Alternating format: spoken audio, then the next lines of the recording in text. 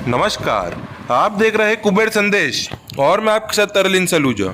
आइए आज हम बात करते हैं नीमच की, जहां नीमच शहर की एक संस्थान हेल्पिंग हैंड्स, जो कि आज एक वह संगठन बन गया है जिससे कि नीमच शहर ने इतिहास में याद रखा जाएगा। एक बड़ी भागीदारी इसके बीच खाद्य सुरक्षा अधिकारी संजीव मिश्रा की भी है, जो दिन रात एक कर अपनी सेवाएं इस संस्थान के साथ दे रहे हैं। 24 मार्च से प्रारंभ हुई इस संस्थान ने शुरुआत में 700 पैकेट के भोजन वितरण करना चालू करे और देखते ही देखते आज यह संस्थान पूरे नीमच शहर के हर गरीब मजदूर वर्गों का पेट भरने का एक सराहनीय कार्य इस संस्थान द्वारा करा जा रहा है। इस संस्थान में व्यापारी वर्ग जुड़ा है। जो इंसान अपने घर पर पानी का एक गिलास नहीं भर सकता, वो व्यक्ति स्वयं खुद अपने हाथों से गरीब एवं मजदूरों के लिए भोजन बनाकर स्वयं बांट रहे हैं। आधी रात को एक आवाज़ पर अपनी सेवा देने के लिए ये लोग खड़े हो जाते हैं। नीमच शहर में एक मोहर लगा दी है इस संस्थान ने, जिसे युगों तक लोगों द्वारा याद रखा जाएगा।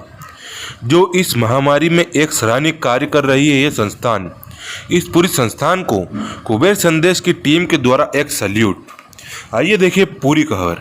आज मैं हेल्पिंग हैंड के उन सदस्यों के बारे में भी नीमच शहर की जनता को बताना चाहूँगा कि जो लोग भले ही पर्दे के पीछे हैं, लेकिन उनका कितना महत्वपूर्ण योगदान आज इस शहर को मिल रहा है।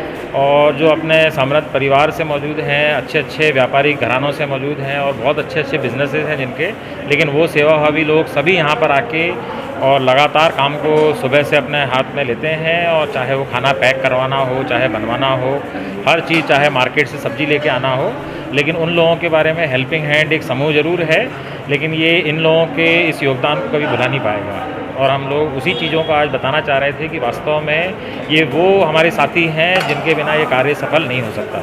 किसी भी प्रकार की परिस्थिति हो, चाहे रात को भोजन निर्माण की आवश्यकता पड़ी हो, सबका एक ही मूल मंत्र है, कोई भी भूखा यहाँ पे नहीं सोएगा। और कोई भी हमारे यहाँ से, चाहे वो मजदूर वर्ग इस शहर का हो, मध्य प्रदेश का हो या कहीं का भी हो, लेकिन उसको पैकेट लेके ही हो जाएगा। और इसीलिए पूरी टीम निरंतर काम करती है और सभी का इतना अच्छा सहयोग है इसके अंदर और अमूल्य योगदान हर व्यक्ति यहाँ पे देता है, और जिसके कारण ये सारे फूड पैकेट पैक होते हैं, प्रॉपरली डिस्ट्रीब्यूट होते हैं और आम जनता तक आज दिनांक तक कोई भी ना तो यहाँ पे क्वालिटी में कॉम्प्रोमाइज़ की जाती है। बहुत से इशू आते हैं, लोगों के द्वारा सजेशन भी दिए जाते हैं कहीं कहीं बाहर के ग्रुप्स के बारे में कि सर इसमें कॉस्ट कटिंग अपन कर सकते हैं, लेकिन हम लोगों के द्वारा और पूरी टीम के द्वारा ये सबसे महत्वपूर्ण है कि किसी प्रकार की कोई कटिंग नहीं होगी। कॉस्ट में भी क्वालिटी सबसे पहले और सर्वोपरि होगी वो, और उसमें किसी भी प्रकार का वो चीज़ हमेशा ध्यान रखी जाती है कि कौन सी चीज़ अभी गर्मी के मौसम में जैसे डिटोरिएट होने चालू हो जाती हैं, तो वास्तव में उन चीज़ों को रखा जाए अथवा उसको बदला जाए। तो ये सारी टीम जो है पूरा निर्णय लेती है और बेस्ट क्वालिटी की खाद्य सामग्री, चाहे पैकिंग मटेरियल को यूज़ करके आम जनता तक पहुँचाने की कोशिश करती है।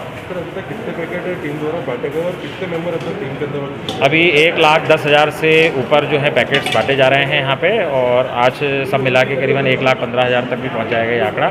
और लगातार जो है समस्त सहयोगी संस्थाएं जितनी हमारी, वो भी हमारे इसमें पूर्ण सहयोग कर रही हैं। और दानदाताओं के द्वारा जो भी चीज़ें यहाँ पे दान भी की जाती हैं, उसकी यहाँ पर आवश्यकता अनुरूप उसका उपयोग किया जाता है और हम अपनी सहयोगी संस्थाओं को भी उसमें से शेयर देते हैं, जिससे उन लोगों का भी क्या है, जिन लोगों के पास में हो सकता है आर्थिक इतना लाभ उनको नहीं मिल पा रहा हो या सहयोग, आर्थिक सहयोग के कारण कहीं वो संस्थाएं बंद ना हो जाएं, इसलिए हम लोग भी उनको सहारा देने की कोशिश करते हैं। और ये पूरी कोशिश में है कि लगातार जितनी संस्थाओं ने बीड़ा उठाया है वो सारी की सारी संचालित होती रहे।